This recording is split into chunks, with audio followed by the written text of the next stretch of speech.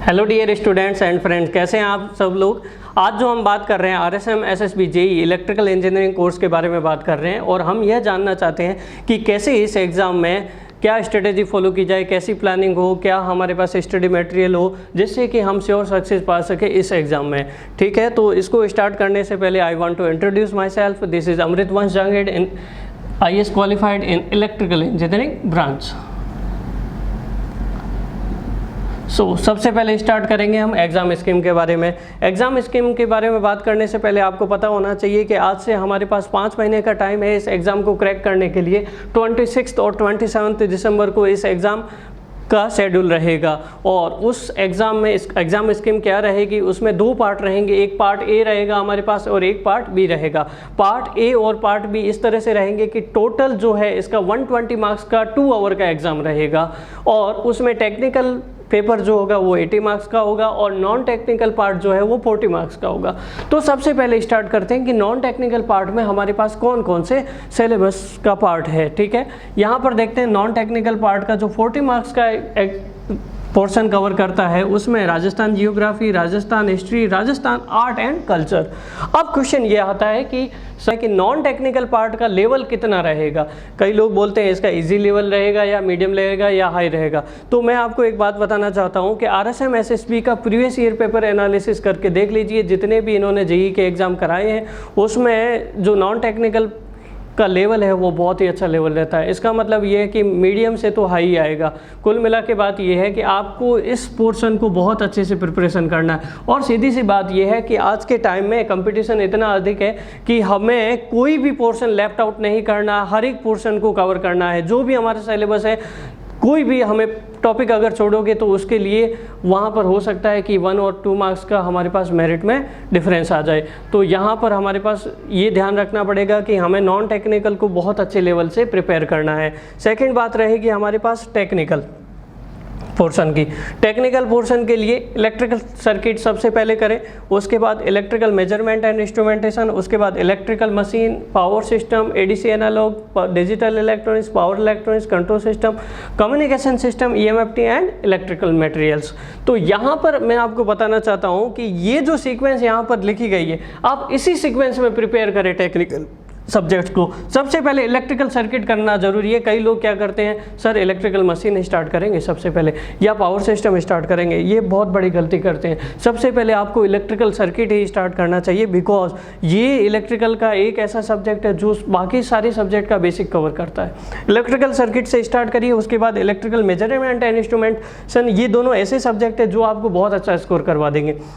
जब आप मूव करोगे इलेक्ट्रिकल मशीन की तरफ, इसको बहुत अच्छे से करिए। पावर सिस्टम, इसमें हमारे पास 3-4 पार्ट रहेंगे। जनरेशन, ट्रांसमिशन, डिस्ट्रीब्यूशन, यूटिलाइजेशन का स्मॉल पार्ट रहेगा। यूटिलाइजेशन डिग्री के सिलेबस में नहीं है, डिप्लोमा के सिलेबस में है। और स्विच गेयर एंड प्रोटेक्शन का बहुत अच्छा वेटेज रहेगा यहाँ पर। उसके बाद ADC एंड एनालॉग। अब यहाँ पर दिक्कत क्या आती है, इलेक्ट्रिकल इंजीनियरिंग के स्टूडेंट्स जो है इन 5 सब्जेक्ट को तो बहुत अच्छे से कर लेते हैं, पावर सिस्टम, कंट्रोल सिस्टम, इन सब्जेक्ट को अच्छे से कर लेते हैं। और इलेक्ट्रॉनिक्स के सब्जेक्ट जो है ADC analog, digital electronics easy है, लेकिन ADC एनालॉग को लेफ्ट आउट कर देते हैं। और फिर फाइनल जब सिलेक्शन की बात आती है तो 3 या 4 मार्क्स का डिफरेंस रहता है। तो 3 या 4 का मार्क्स का डिफरेंस जो है वो इंपॉर्टेंट रोल प्ले कौन सा करता है, ये जो हमारे पास सब्जेक्ट है ये बहुत इंपॉर्टेंट रोल प्ले करता है। अगर आप इसको ढंग से कर दें तो आपको कहीं पीछे रहने की ज़रूरत नहीं है। ठीक है, उसके बाद आपके पास पावर इलेक्ट्रॉनिक्स है, कंट्रोल सिस्टम है, कम्युनिकेशन सिस्टम है। ये जो लास्ट के सब्जेक्ट है इनका वेटेज कम रहता है। तो आप इसी सीक्वेंस में प्रिपरेशन करें। जो आपको सीक्वेंस दी गई है वही आपको सजेस्ट करूँगा प्रिपरेशन के लिए। ठीक है, अब आगे देखते हैं। जो हमने कोर्स डिज़ाइन किया है उसमें भी हमने सबसे पहले टेक्निकल पार्ट को कवर कर रहे हैं क्योंकि टेक्निकल पोर्शन का हमारे पास 80 मार्क्स का वेटेज है और नॉन टेक्निकल का 40 मार्क्स का वेटेज है। तो first of all we have to look out for technical part. तो यहाँ से इलेक्ट्रिकल सर्किट से स्टार्ट करें, इलेक्ट्रिकल मेजरमेंट, इंस्ट्रूमेंटेशन, मशीन, यहाँ से स्टार्ट करें और इसी सीक्वेंस में चलते जाएँ। ठीक है, अब हमारे पास आगे क्या बात आती है, एक स्ट्रेटेजी क्या होनी चाहिए जिससे इस एग्जाम में सक्सेस हो सके। अब ऑनलाइन कोर्स में स्ट्रेटेजी आपके लिए 3 पॉइंट बहुत ज़रूरी है। सबसे पहला पॉइंट है टाइम मैनेजमेंट।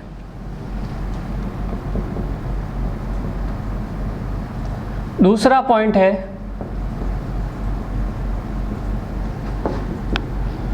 Self discipline.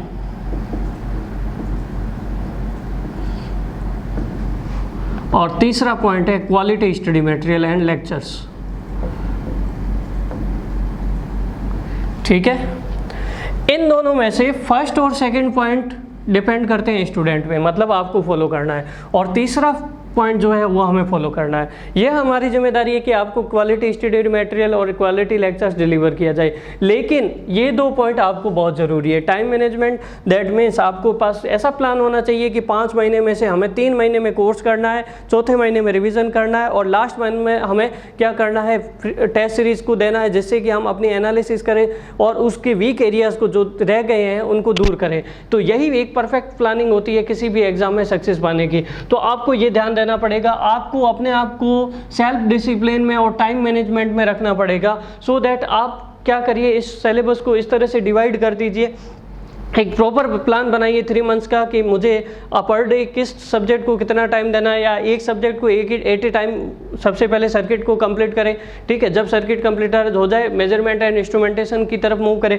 लेकिन ध्यान रखना, मेजरमेंट और इंस्ट्रूमेंटेशन पढ़ रहे हो तो साथ में सर्किट को भी हफ्ते में 1 या 2 बार रिविजन जरूर कर ले, क्योंकि हम कोशिश ये करते हैं कि जैसे पहले सब्जेक्ट, दूसरे सब्जेक्ट, तीसरे सब्जेक्ट, चौथे सब्जेक्ट में चले जाते हैं, पहले के 3 सब्जेक्ट भूल जाते हैं। तो ऐसा नहीं करना, ये भी बहुत सारे लोग गलती करते हैं। तो आपको क्या ध्यान देना है कि जो प्रीवियस सब्जेक्ट है उनका टाइम टू टाइम वीक में 1 दिन ऐसा रखना है, उनको बीच में रिवाइज करना है। तो आपके लिए ये बहुत ज़रूरी है। सेल्फ डिसिप्लिन बहुत अच्छा होना चाहिए, आपका टाइम मैनेजमेंट बहुत अच्छा होना चाहिए। हमें आपकी तरफ से सिर्फ ये 2 चीज़ें चाहिए।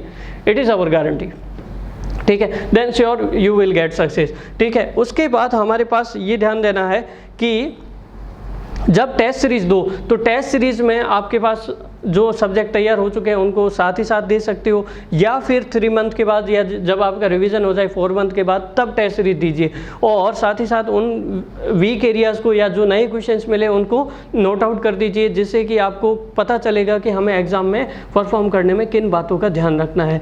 तो कुल मिला के बात यह है कि बी प्रैक्टिकल, आपको कंपटीशन में बहुत अच्छे से उतरना है। ठीक है, सो स्टार्ट करेंगे हम हमारा कोर्स सबसे पहले इलेक्ट्रिकल सर्किट से।